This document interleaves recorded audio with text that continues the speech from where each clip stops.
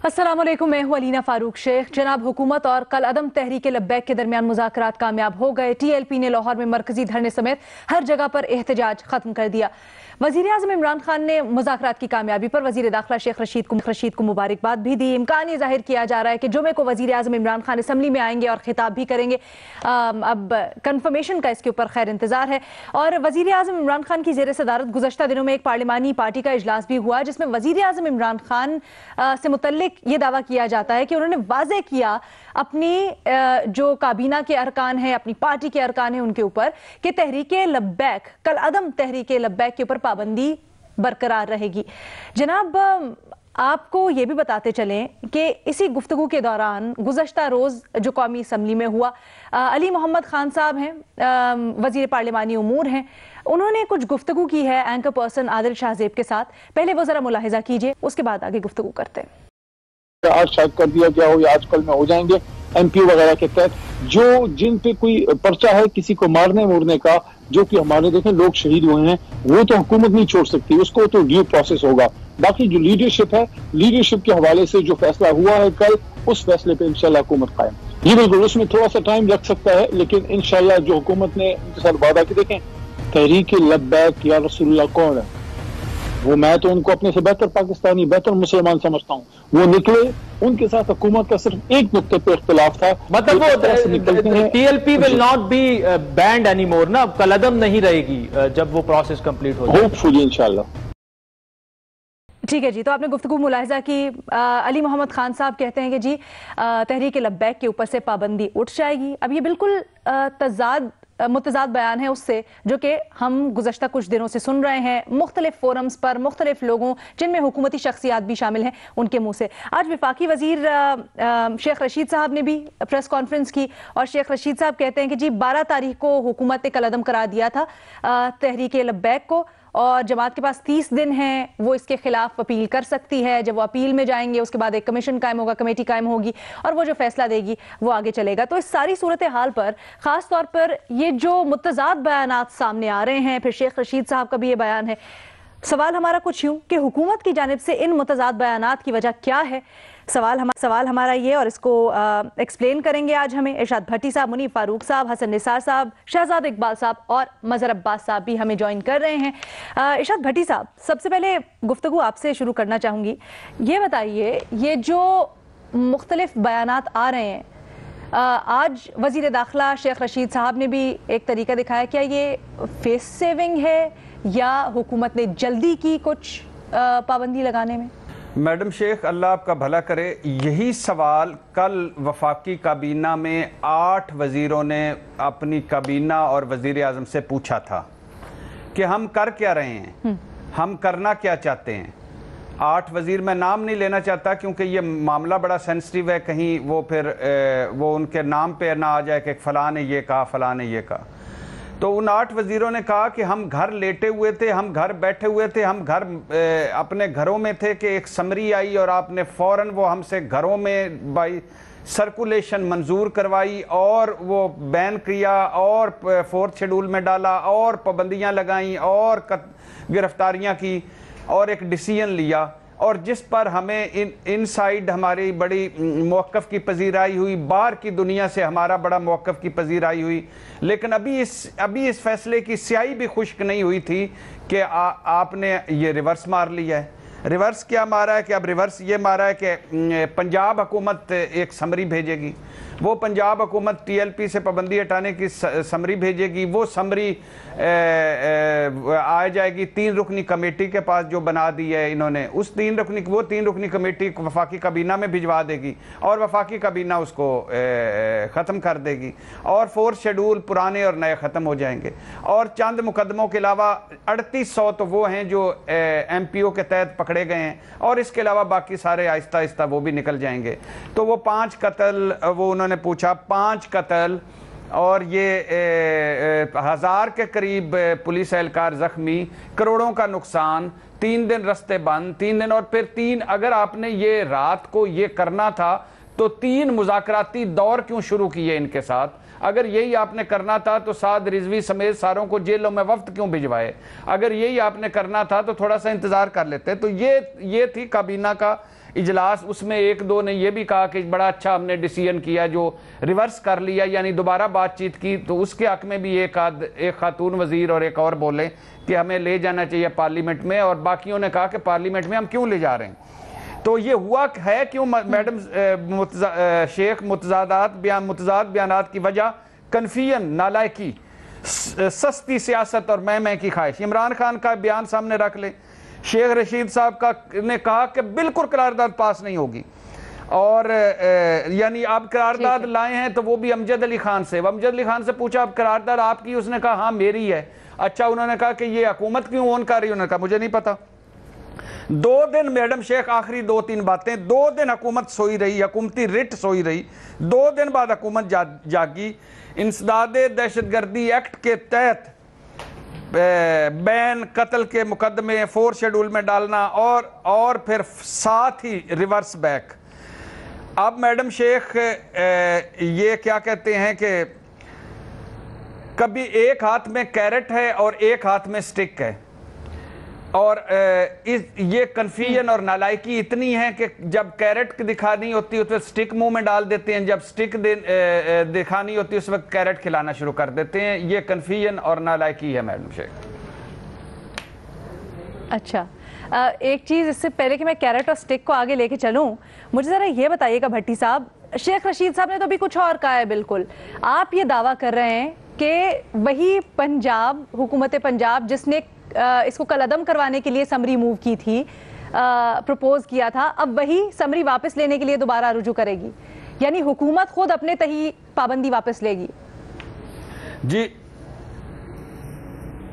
जी madam Sheikh, जो अदालती कार्रवाई वगैरह कुछ नहीं होगा, हुकूमत खुद से वापस लेगी। सामने आया है जी, टीएलपी हुकूमत पंजाब को पाबंदी नजरसानी की दरखास्त देगी। टीएलपी हुकूमत पंजाब को पाबंदी नजरसानी की दरखास्त देगी कि नजरसानी करें। हुकूमत पंजाब मुस्बत जवाब के साथ वफाकी हुकूमत की 3 रुकनी कमेटी को भेजेगी, जहां से सिफारिश वफाकी काबीना में जाएगी, और फिर वहां से ये पाबंदी हट जाएगी। ये है अभी तक की, इसमें कुछ फिर वो कैरेट और स्टिक वाला मामला ना हो जाए, कोई समझ नहीं आता।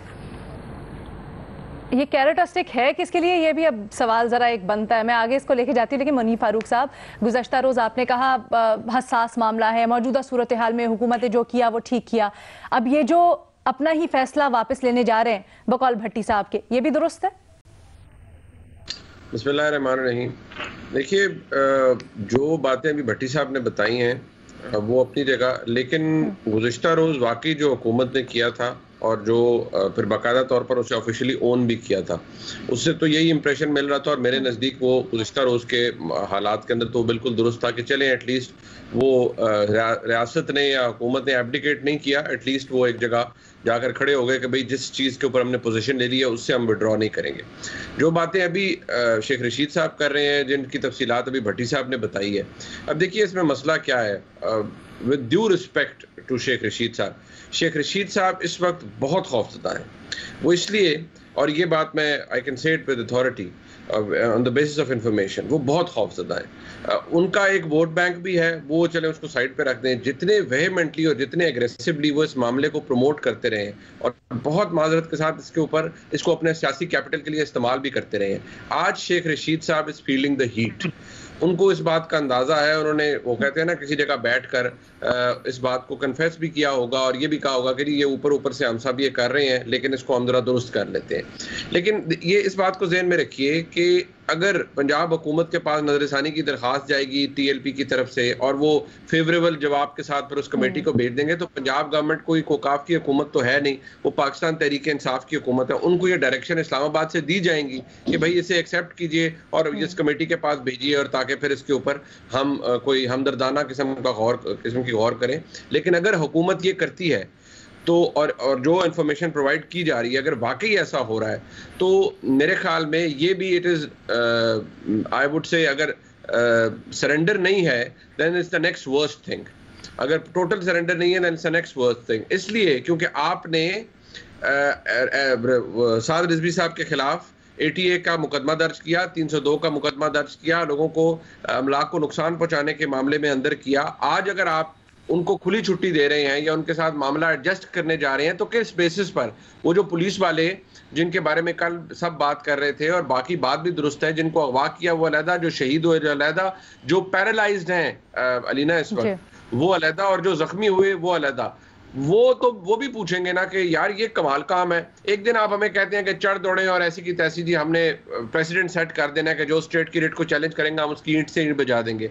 थोड़े दिनों बाद आप इन्हीं के साथ मुआहदा करते हैं, उससे अगले दिन आप इनके ऊपर पाबंदी उठा लेते हैं। तो you have made us completely vulnerable, because ये एंटिटीज, ये लोग और इनका cloud, it is going to stay here in this society, in this city, in this country. और जो पुलिस वाले जिनके बारे में अब ये इंप्रेशन बन गया है कि जी इन्होंने बड़ी जुल्म किया, ज्यादती की, बल्कि they were just doing their duty, आपने उनको वल्नरेबल कर देना है ये सब कुछ करके। क्या टीएलपी चुप करके बैठ जाएगी? और इस मामले के ऊपर जो कल आपने किया, मैंने कल भी ये राय तो हम सब की थी, यूनानिमस राय थी कि इसके ऊपर कोई ये मामला मुकम्मल तौर पर हल होने नहीं जा रहा और ना ही इस तरह हल हो सकता है। लेकिन आज तो ये आप कर रहे हैं, whether you call it reversal, whether you give it a very glorifying name, whatever it is, लेकिन it is going to cause more problems। ये आपके लिए मजीद प्रॉब्लम करेगा। आपको इस वक्त वो पॉलिटिकल एक्सपीडियंसी के लिए आप ये सब कर लें, लेकिन अगर आपने कल खड़े हो गए थे और बता दिया था कि इनके खिलाफ मुकदमे भी नहीं खत्म हो रहे जी, ये प्रोस्क्राइब भी रहेंगे, तो आज आप खुद रास्ते क्यों निकाल रहे हैं? Let them go, let them fire their legal battle, लें अदालतों से रिलीफ, मेरिट के ऊपर अपनी नजरसानी की दरखास्तें दें। आप क्यों रास्ते दिखा रहे हैं कि जी, और वजीर कह रहे हैं कि जी उम्मीद है इनके ऊपर पाबंदी उठ जाएगी? कैसे उठ जाएगी भाई? आपने उनके ऊपर दहशतगर्दी के मुकदमे बनाए हुए हैं, दहशतगर्दी की डेफिनेशन तो पढ़े जाकर। आप 11B के अंदर यही चीज मैं हसन निसार साहब की तरफ लेके जाना चाहती हूँ। ठीक है जी, मैं ये चीज हसन निसार साहब की तरफ लेके जाना चाहती हूँ। हसन निसार साहब, एक विफाकी वजीर अली मोहम्मद खान साहब, 3 दफा उनसे सवाल होता है, बड़ी वो कैटेगोरिकली कॉन्फिडेंस के साथ ये बात कहते हैं कि जी पाबंदी उठ जाएगी। फिर उसके बाद जो भट्टी साहब हमें इत्तलात दे रहे हैं उसकी रोशनी में क्या ऐसा हो सकता है कि ये कहीं पे फैसले तय पा गए हों पहले से, और उसके बाद जो बात की जा रही है कैरेट एंड स्टिक की, वो सिर्फ एक स्मोक स्क्रीन हो हमारे लिए? ये सवाल आपका ये है कि हुकूमती वज़रा के मुतज़ाद बयानात की वजह क्या है। मुतज़ाद लोग होंगे तो मुतज़ाद बयानात भी देंगे, उनके रवैये भी मुतज़ाद होंगे। ये कुछ तरबियत याफ्ता लोग तो हैं नहीं, एक फ्लूक के नतीजे में आ गए हैं। किसी की डायरेक्शन कोई है, किसी की कोई है। अच्छा, हुकूमत ये जो है तो सादा तरीन मामलात में हाईली कन्फ्यूज्ड, सादा तरीन, और ये बहुत पेचीदा, देरीना, सदियों पुराना संजीदा मसला है। लेकिन हमारे जैसे लोगों की जो किस्मत है, अगर bottom line for the time being, हम तो डंग टपाऊ लोग हैं ना, वो अगर है वही all is well that ends well, तो ठीक है, क्या करें अब? क्या ऑप्शन है आपके पास? ये सारे के अलावा क्या करें आप बताएं? तो यही कुछ होना था। इसी तरह बस गुआच कूद जाएगा, फिर कुछ 6 महीने साल बाद कुछ और आ जाएगा, फिर इसी तरह चलता रहेगा। इसमें कोई फलसफे बिगाड़ने की जरूरत नहीं है। That is the way we are. ठीक है, हाँ, डीएनए है हमारा। ठीक है, शहजाद साहब के पास ये सवाल लेके जाते हैं। ठीक है शहजाद साहब, चले अगर पाबंदी का फैसला किया था उस पर डट जाते, कोई मसलहत आड़े आ गई होगी, हटा दिया, अब इससे पैगाम क्या जाएगा हटने की सूरत में? देखिए, सबसे पहले तो अलीना, ये प्लेटफॉर्म का इस्तेमाल करते हुए मैं मुजम्मत करना चाहता हूं जो हमला कल अफसार आलम साहब पे हुआ है। साबिक चेयरमैन है पैमरा के, बड़े सीनियर जर्नलिस्ट हैं, और खुदा का शुक्र है कि उनकी हालत जो है स्टेबल है। एफआईआर दर्ज हो चुकी है, लेकिन उम्मीद करते हैं कि हुकूमत जो है मुकम्मल कार्रवाई करेगी। इससे पहले भी कहा था मतीउल्लाह जान साहब को जब उठाया गया था कि रिपोर्ट आएगी, आज तक नहीं पता चला कि उस हवाले से क्या हुआ है। तो जैसे फवाद साहब कल कह रहे थे कि डिसेंट हो या अनपॉपुलर पोजीशन मीडिया को लेनी चाहिए, एकेडमिया को लेनी चाहिए, तो उम्मीद करते हैं कि यहाँ पे भी, क्योंकि इसी तरह की बातें आ रही है कि डिसेंट की वजह से शायद उन पर यह हमला हुआ हो, तो इसकी तह तक पहुंचना जरूरी है। रहा आपका सवाल के मुतजाद बयानात क्यों आ रहे हैं, तो बेचारे अली मोहम्मद साहब का इसमें क्या कसूर है? यहाँ पे तो वजीर आजम को नहीं पता क्या पोजीशन लेनी है, पूरी हुकूमत काबीना को नहीं पता कि हमने पोजीशन क्या लेनी है। तो जब टीवी टॉक शो पे बैठेंगे तो इसी किस्म के मुतजाद बयानात सामने आएंगे, जिसकी समझ में जो आएगा वो वही बात करेगा। अब एक हुकूमत है और एक सामने जमात है टीएलपी, उसके साथ जो भी मामला तय करने का तरीका है उसी को आप देख लें। नवंबर में एग्रीमेंट होता है, फिर अभी क्रैकडाउन होता है, अब दोबारा एग्रीमेंट की तरफ जा रहे हैं। तो इसमें किसी के पास जब क्लैरिटी नहीं होगी, जब कंफ्यूजन इतनी ज्यादा होगी, तो जो भी बयानात आप सुनेंगे उसमें आपको तजाद तो नजर आएगा।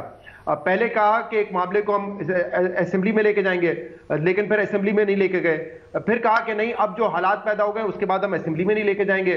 फिर अब दोबारा उस मामले को असेंबली में लेके गए। इसी तरीके से एक जमात को पहले आप सियासी जमात डिक्लेयर करते हैं और ये खबरें आ रही थी कि उनके साथ आप इत्तेहाद करने जा रहे हैं, फिर आप उसको कलअदम डिक्लेयर करते हैं। अब आप तरीकेकार पे फंस गए कि किस तरीके से उसको रिवर्स किया जाएगा। अभी अदालत के थ्रू होगा या जो अभी भट्टी साहब बता रहे थे कि पंजाब हुकूमत की तरफ से समरी जाएगी, जो भी मामला हो, मेरे ख्याल से इसमें कंफ्यूजन है। और मैंने जितना सुना है फवाद चौधरी साहब को या इमरान खान साहब को, उनकी राय तो यही सामने आ रही है कि अदालती कार्रवाई के जरिए होगा। एक अपील का हक है, 30 दिन तक वो अपील कर सकते हैं और उसके बाद ये मामला जो है अगर रिवर्स होना है तो अदालत के जरिए होगा। लेकिन दो तीन चीजों में अब कल फवाद चौधरी साहब ने जो बात की, थोड़ी बहुत क्लैरिटी जो हमारे सामने आई है वो ये है कि जो मुकदमात एमपीओ के तहत हुए हैं वो खत्म कर दिए जाएंगे क्योंकि वो इख्तियार हुकूमत के पास है। लेकिन जो दहशतगर्दी की दिफात है, इमलाक को नुकसान पहुंचाना है, पुलिस वालों का कत्ल है, पुलिस वालों को जख्मी करना है, ये मामलात जो है हुकूमत नहीं खत्म कर सकती, ये अदालत के जरिए ही खत्म होंगे। और तीसरा जो हमने बात की है, जो कलअदम करार देने वाला मामला है, वो जो है अदालत के जरिए होगा। अच्छा, बात तो ये हम कर रहे थे कि अब अदालत जाएंगे पार्टी को सस्पेंड कराने के लिए, कि पार्टी को इलेक्शन कमीशन ऑफ पाकिस्तान के जो कानून है उसके तहत जो है हमने खत्म करना है। लेकिन अब मेरे ख्याल से वो मामला तो रुक ही जाएगा।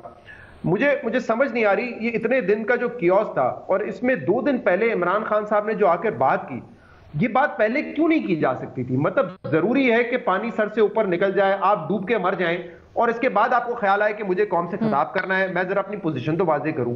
ये जो फ्रेंच एम्बेसडर के हवाले से आपकी पोजीशन है कि एक खदशा है कि अगर उनको आपने मुल्क बदर किया तो 27 ममालिक जो है वो आपसे कता ताल्लुक कर देंगे, वो अपने एम्बेसडर्स को रिपैट्रिएट कर लेंगे और बड़ा मुल्क का नुकसान होगा, इकोनॉमी का नुकसान होगा, कर्जदार हम उनके हैं, एक्सपोर्ट हमारी है। ये जो भी आपकी पोजीशन है, ये पहले दिन आके आप वाजे क्यों नहीं कर सकते थे?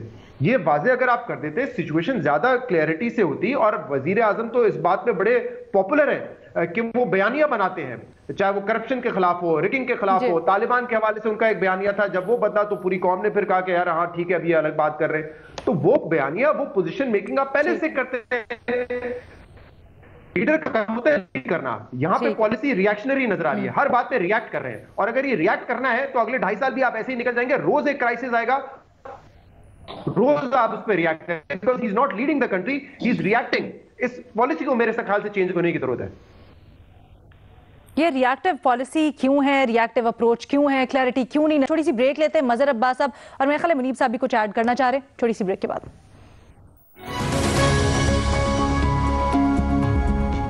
हुकूमती फैसलों में इतना कंफ्यूजन क्यों है, इसकी वजह जानने की कोशिश कर रहे हैं मजहर अब्बास साहब। जैसे कि हम अभी गुफ्तगू कर रहे थे, शहजाद का ख्याल ये है कि रिएक्टिव पॉलिटिक्स या रिएक्टिव पॉलिसी अभी हुकूमत ने अपनाई हुई है। आप क्या समझते हैं, ये जो सब कुछ हो रहा है, जो इतना तजब्जुब है हर चीज के बारे में, क्या वजह क्या है इसकी? कंफ्यूजन इसलिए कि जब गवर्नमेंट कंफ्यूज होती है तो उसके कंफ्यूजन की वजह होते हैं। सर एडवाइजर्स होते हैं ना, एडवाइजर्स होते हैं, आपके इर्द गिर्द लोग होते हैं, आपको एडवाइस करते हैं, आपका कंफ्यूजन क्लियर करते हैं। हाँ, तो जब बहुत सारे एडवाइजर्स होते हैं तो बहुत सारे मशवरे होते हैं, और जब बहुत सारे मशवरे होते हैं तो उसमें सिर्फ कंफ्यूजन होता है। देखें, सीधी सी बात, जब ज्यादा एडवाइजर आता है तो कंफ्यूजन भी ज्यादा आता है। अभी भट्टी साहब कह रहे थे कि आठ वज़रा ने, काबीना के 8 वज़रा ने ये कहा कि हम घरों पे थे, रात को किसी वक्त में समरी आई, तो उन्होंने ये नहीं बताया कि वज़ीर आज़म ने फिर क्या जवाब दिया। उन्होंने ये जवाब तो नहीं दिया कि मैं भी रात को सो रहा था, मेरे पास भी समरी आई रात को, और उसके बाद उस समरी को आगे बढ़ा दिया गया। ये फैसला साजी ना करने की बेहतरीन मिसाल है कि आप फैसले कर ही नहीं पाते। आप 7 बजे के टॉक शो में आपका बयानिया कुछ होता है, 8 बजे के टॉक शो में बयानिया कुछ होता है, 10 बजे के टॉक शो में बयानिया कुछ होता है, 11 वाले में कुछ होता है। एक वजीर एक जगह बैठे कोई बात कर रहा होता है, वही वजीर दूसरी जगह बैठे कोई और बात कर रहा होता है। ये टोटल कंफ्यूजन है। आप देखें तो यानी आप एक मुआहिदा करते हैं, उस मुआहिदे की पोजीशन एक वजीर कुछ ले रहा है, दूसरा वजीर उसकी इंटरप्रिटेशन कुछ कर रहा है। और दिलचस्प बात यह कि ना वजीर आजम ना वजीर ये बातें आकर पार्लियामेंट में करते हैं।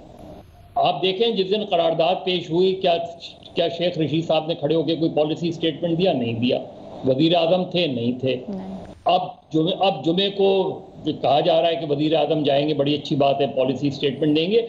जो कौम से खिताब था वो पार्लियामेंट से खिताब होना चाहिए था, और पार्लियामेंट में वो अगर ये पॉलिसी स्टेट उसमें बहुत सी चीज़ें ऐसी थी। चीज़ ये है कि आपने एक टीएलपी के हवाले से पोजीशन ली, उस पोजीशन के बाद आपको अंदाज़ा हो गया टीएलपी की स्ट्रेंथ का, उन्होंने रिएक्ट किया, रिएक्ट वायलेंटली हुआ। उसके बाद आपने अचानक फैसला कर दिया नहीं ये तो प्रोस्क्राइब्ड ऑर्गेनाइजेशन, इसको डिक्लेयर किया जाए, वो डिक्लेयर कर दिया। फिर जब एहतजाज जारी रहा उसके बावजूद फिर आपने कहा कि नहीं इनसे मुज़ाकरात किए जाएं, और जब मुज़ाकरात हो रहे थे तो उस वक्त भी यही सूरत हाल थी कि नहीं, सवाल ही नहीं पैदा होता, असेंबली में ये करारदाद लाई जाएगी। फिर आप असेंबली में करारदाद लाए, फिर कहा गया सवाल नहीं पैदा होता कि फ्रेंच एम्बेसडर के हवाले से कोई पोजीशन ली जाएगी, फिर आपने फ्रेंच एम्बेसडर के हवाले से। ये गवर्नमेंट ऑफ कंफ्यूजन है, ये जितनी भी कैबिनेट है कैबिनेट ऑफ कंफ्यूजन है।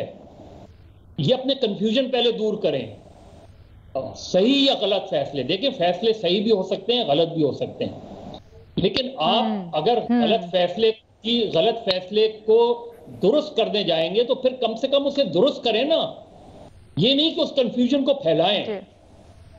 आप देख लें फवाद चौधरी साहब की टोन में और शेख रशीद साहब की टोन में, एक minister of information government spokesman, एक मिनिस्टर ऑफ इंटीरियर जो इन सारे मामलात को उनकी मिनिस्ट्री लुक आफ्टर कर रही है, दोनों के वर्जन में जमीन आसमान का फर्क नजर आता है।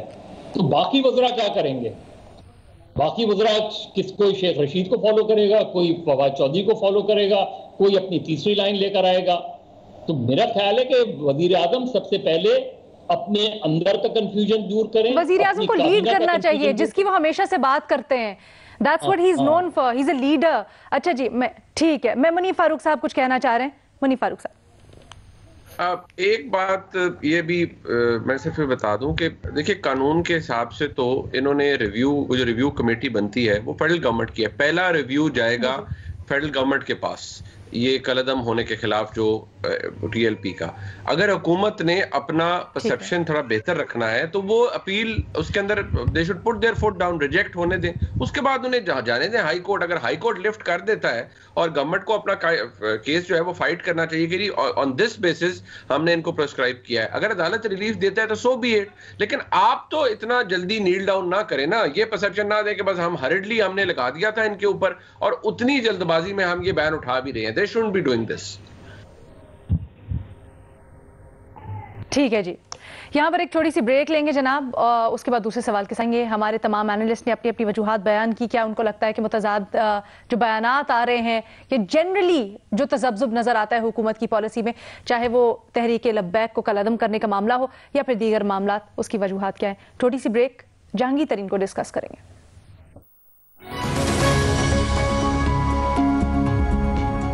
जनाब कुछ बात करेंगे शुगर स्कैंडल, खासकर जहांगीर तरीन साहब और उनका जो हिमायती ग्रुप है वो आगे इस में क्या पेशरफ्त होने जा रही है। गुज़श्ता रोज शाहज़ेब खानज़ादा के साथ गुफ्तगू करते हुए पीटीआई के रहनुमा राजा रियाज, जो कि बड़े वोकल भी हैं इस मामले पर, उन्होंने कहा है कि वज़ीर आज़म इमरान खान और जहांगीर तरीन का बराह रास्त रब्ता हुआ है और अगले हफ्ते या फिर आने वाले दिनों में जहांगीर तरीन ग्रुप और वजीर आजम इमरान खान की मुलाकात का इम्कान है या मुलाकात मुतवक्के है। इसी के सिलसिले में जो एक इफ्तार डिनर होना था जिसके ऊपर सबकी नजरें लगी थी कि आगे का लाहे अमल क्या होता है, उसको भी मुअख्खर कर दिया गया है। तो हमारे एनालिस्ट से हमारा सवाल कुछ यूं है कि अब जब राजा रियाजी दावा करता है मुलाकात होने का, तो क्या वजीर आजम को तरीन ग्रुप से मिलना चाहिए, चूंकि वजीर आजम इमरान खान इससे मुतल्लिक बड़ी गुफ्तगू भी कर चुके हैं, दावे भी कर चुके हैं और कह चुके हैं कि जी इस तरह के माफियाज का मुझे पहले इदराक नहीं था, लेकिन अब मुझे पता है तो मैं मुख्तलिफ तरह से चीजें करूंगा। शहजाद इकबाल साहब, जी बिल्कुल मिलना चाहिए, मेरे ख्याल से मिलने में तो कोई हर्ज नहीं है, मिले उनकी बात सुने, लेकिन अगर यहां पर भी मुकम्मल सरेंडर कर देंगे कि तमाम केसेस खत्म हो गए तो फिर मेरे ख्याल से सवाल उठेगा तहरीक इंसाफ की अकाउंटेबिलिटी पर। लेकिन उनकी ये बात जरूर सुननी चाहिए कि जो भी केसेस बनाए गए हैं वो उनके पुराने कारोबारी मामलात हैं, और क्या अगर ये केसेस सिर्फ इसलिए बनाए गए हैं क्योंकि कोई पॉलिटिकल डिफरेंसेस हैं, तो वो बात मेरे ख्याल से सुननी चाहिए। लेकिन जो चीनी की कीमतें बढ़ी हैं, जिसपे वजीर आजम की वाज़ेह पोजीशन है, कमीशन की रिपोर्ट है, उसमें मेरे ख्याल से ढील की कोई गुंजाइश नहीं है। अगर मुल्क में पैसा चोरी हुआ है, गैर मुनाफा इतना कमाया गया है जो कि हद से ज्यादा था, कीमतों को बढ़ाया गया है तो फिर मेरे ख्याल से उस पर एक्शन जरूर होना चाहिए, उस चीज से पीछे नहीं हटना चाहिए वजीर आजम की। लेकिन ये बात जरूर सुनने की, अगर उनको लगता है कि कहीं से FIA के जरिए या किसी और इदारे के जरिए उनके खिलाफ कोई साजिश हो रही है, कोई जानबूझ के दबाव डालने की कोशिश हो रही है। लेकिन जैसे मैंने कहा ना, देखें, रिएक्शनरी लीडर रहे हैं अब तक और आगे भी यही नजर आएगा। कभी आपको अपनी पार्टी के लोग आके प्रेशराइज करेंगे कि आप फला करें वरना कोई कदम उठाएंगे, कभी इत्तेहादी आगे आएंगे, कभी ऑपोजिशन आएगा, यही चलता रहेगा अगले 2.5 साल भी। मजहर अब्बास साहब से उनका मौकिफ जानते हैं। ठीक है मजहर अब्बास साहब। देखिए, अगर मिलेंगे तो वो उससे मैसेज क्या जाएगा? एक तो चलें ठीक है, वो पॉलिटिकल लोग हैं, आपकी पार्टी के MNAs हैं, वो हैं, लेकिन बाहर क्या मैसेज जाएगा? और उसके बाद अगर जेन्युइनली भी उनको रिलीफ मिलेगा, अगर जेन्युइनली भी उनका केस स्ट्रांग होगा, तो जो परसेप्शन डेवलप होगा वो क्या मिलेगा? तो मेरे ख्याल में जब तक वो अपने केस को क्लियर नहीं करते, उससे पहले मुलाकात करने में खुद जहांगीर तरीन का नुकसान है और इमरान खान का नुकसान उस हद तक है कि इमरान खान फिर ये जो माफिया का कार्टेल कह रहे हैं, जिसकी एक जो है, जिसको डायरेक्टली या इनडायरेक्टली जहांगीर तरीन के साथ जाता है, तरफ जाती है बात, तो फिर क्या होगा? फिर क्या कोई एक जॉइंट इफ्तार डिनर होगा जिसमें बड़ी तादाद में सारे जो अरकान शरीक होंगे, उनको सबको 1-1 किलो चीनी मिलेगी? ये जो मैसेज है, ये बिल्कुल गलत मैसेज जाएगा। लिहाजा ऑप्टिक्स के लिए अच्छा नहीं है, मैसेज गलत जाएगा, इससे नहीं मिलना चाहिए। ठीक है हसन निसार साहब। देखिए, बुनियादी तौर पे तो सियासत नाम ही मकालमे मफाहमत, ये इस तरह की बातों का है, ख़ास तौर पे हमारी जिस तरह की है। लेकिन मज़हर साहब ने बहुत खूबसूरत डायमेंशन इसकी सामने लाए हैं, जो कम से कम मेरे तो जहन में नहीं थी। ये बड़ी ज़बरदस्त बात है। इस पे जहांगीर तरीन को भी सोचना चाहिए, उन्हीं को बल्कि सोचना चाहिए। उनका जितना नुकसान होना था वो हो चुका है, बाद में मिल लें, बैकडोर कोई और को सिलसिला कर लें। लेकिन ये बात मुझे बड़ी इंटरेस्टिंग और बड़ी खूबसूरत लगी। ये बड़ी original way of looking at things, बहुत दम है। मैं इससे ज़्यादा क्या मना कहूँ। ठीक है, तो आप भी फिर नहीं का ऑप्शन लेंगे? नहीं मिलना चाहिए अभी? मुझे लग रहा है इससे पहले आपका मौकिफ कुछ मुख्तलिफ था। जो बात मज़हर अब्बास साहब ने मेरे पास इससे बेहतर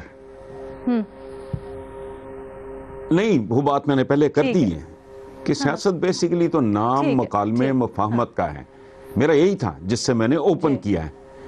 लेकिन जो डायमेंशन इन्होंने बयान किया है वो बहुत इंपॉर्टेंट है, क्योंकि ये केस जरा डिफरेंट उसकी रोशनी में। ठीक है, बिल्कुल ठीक है। इरशाद भट्टी साहब।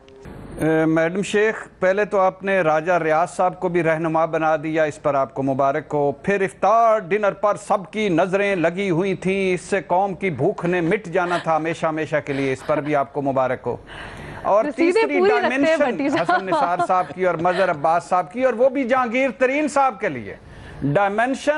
डायमेंशन और वो भी जहांगीर तरीन साहब के लिए। अल्लाह माफ करे, राजा रियाज साहब जो मुल्को कौम के लिए दिन रात एक किए बैठे हैं, अवामी दर्द में जो अलम बुलंद किया हुआ है उन्होंने, इस कायनात में ताक़यामत याद रखा जाएगा। मुबारक हो राजा रियाज को, वजीर आज़म से मुलाकात की कोई सबील निकल आई। रियासत मदीना कल परसों फरमा रहे थे, रियासत मदीना में हमारे साथ क्या हो रहा है। ओ खुदा का खौफ करो, आप लोग रियासत मदीना का नाम ले सकते हो? रियासत मदीना में सट्टा खेल कर चीनी गरीबों को 115 रुपए किलो मिला करती थी। 2 किलो चीनी के लिए कभी लंबी लाइन में लगे राजा रियाज साहब, लग पता जाए आपको।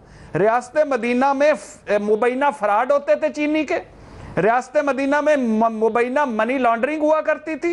रियासत मदीना में डबल रजिस्टर, डबल खाते, डबल खांचे, बेनामी अकाउंट्स, बेनामी चीनी खरीदो फरोख्त, बेनामी मकरू लोग, बेनामी मकरू धंधे हुआ करते थे। खुदा का खौफ करें, किसका नाम ले रहे हैं? रियासत मदीना पे जान भी कुर्बान, उस पर आप किससे मिला रहे हैं? और आखिरी बात मैडम शेख, मुलाकात में कोई हर्ज नहीं है, ये मुलाकात के बगैर रुकेंगे नहीं, ये केसेस खत्म करवाना चाहते हैं। अच्छा, दो बड़ी अगली मरतबा कभी जहांगीर तरीन साहब का, आजकल मैं PhD कर रहा हूं जहांगीर तरीन साहब पे, कमाल मुबैना फ्रॉड किए हुए हैं, कमाल।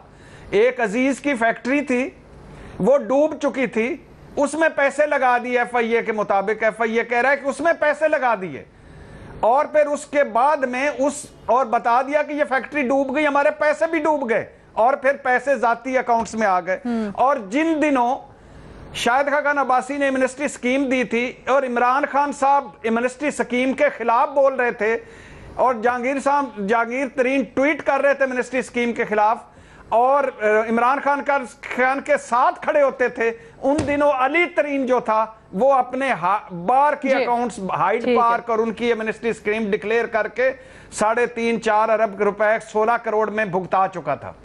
ये है मैडम शेख इनके हाल, ये FIA की कहानियां हमारे सामने हैं। अभी और बड़ी कहानियां कभी सुनोगे, कौन से दिल में सुनाए, किन से सुनाए। खा गए हमें, लुट गए हमें ये दीमक, ये टड्डी दल, और ऊपर से केसेस एक तरफ। लेकिन आपको लगता है कि मुलाकात में कोई हर्ज नहीं है मुनीब फारूक साहब, लेकिन अगर मुलाकात हो जाती है और उसके बाद बेशक मेरिट पे हो, लेकिन जहांगीर तरीन के लिए कोई भी रिलीफ मिल जाता है तो उससे क्या पैगाम जाएगा फिर? देखिए, सबसे पहले तो भट्टी साहब को इस तजिए के बाद राजा रियाज साहब से जरूर बच के रहना चाहिए, क्योंकि वो माशाल्लाह काफी सेहतमंद शख्सियत। अगर भट्टी साहब कहीं उन्हें नजर आ गए तो ऐन मुमकिन है कि वो भट्टी साहब के साथ कुछ मामला जो है वो दुरुस्त कर लें। दूसरी बात ये है कि मेरे ख्याल में अब ये इसका हर एक की अपनी राय है, मिलने में कोई हर्ज नहीं है। जो वो ये सियासी लोग हैं, MNAs वगैरह हैं, ठीक है, जाके मिले, क्या कर लेंगे। फर्क तब पड़ेगा जब इस मुलाकात के नतीजे में जहांगीर तरीन साहब के मामला जो हैं वो एकदम दुरुस्त होना शुरू हो जाएंगे, जिसके मुझे कोई चांसेस नजर नहीं आते। कोई अगर रिस्पाइट या रिप्रीव मिलेगा तो वो अदालतों से जहांगीर तरीन साहब को मिलेगा। जो FIA ने उनके खिलाफ खाते खोले हुए हैं और जो जिन लोगों से मैं मिल चुका हूं या जिनसे मेरी बात हुई है इस हवाले से, जो कुछ मैंने अपनी आंखों से देखा है, जो कुछ मुझे पता चला है, उसके बाद तो मुझे ऐसा नहीं लगता कि जहांगीर तरीन साहब को हुकूमत कोई बेनिफिट कर सकती है। वो इसलिए कि वो स्केल इतना ऊपर चला गया है। हुकूमत का केस दुरुस्त है या गलत है, लेकिन इल्जामात की जो नौयत है वो इतनी संगीन है और उसके अंदर इतना कुछ घुसा गया है कि वो कोई हुकूमत अब रिलीफ नहीं दे सकती। अब रिलीफ मिलेगा तो वो अदालत से जहांगीर तरीन साहब को मिलेगा, वो उनका राइट है। अगर उनके खिलाफ कुछ साबित नहीं हो तो वो वहां से बरी हो जाएंगे। हुकूमत, मेरा नहीं ख्याल इमरान खान साहब से मीटिंग या नो मीटिंग कोई फर्क नहीं पड़ेगा। क्या जहांगीर तरीन साहब क्या एक्वायर का क्या कर लेंगे, फर्क नहीं पड़ेगा। ठीक, हाँ ठीक है। मजहर अब्बास साहब कुछ कहना चाहते हैं, उनका मौक़िफ़ भी जरा मुख्तलिफ मैं चाहती हूँ रिबटल के लिए टाइम। जी मजहर साहब, क्विकली प्लीज। देखिए, हमारी सियासत में परसेप्शन जो है वो रियलिटी से ज्यादा स्ट्रांग होता है। और परसेप्शन कब बनता है? अगर जहांगीर तरीन इमरान खान से मिलते हैं या इमरान खान जहांगीर तरीन से मिलते हैं, मैं फिर वो बात रिपीट करूंगा, उसके बाद वो जेन्युइनली भी उनको रिलीफ मिलता है तो परसेप्शन यही जाएगा कि मुलाकात के बाद मामला तय हो गए। ये हमारे यहाँ होता है, हमारे यहाँ होता रहा है।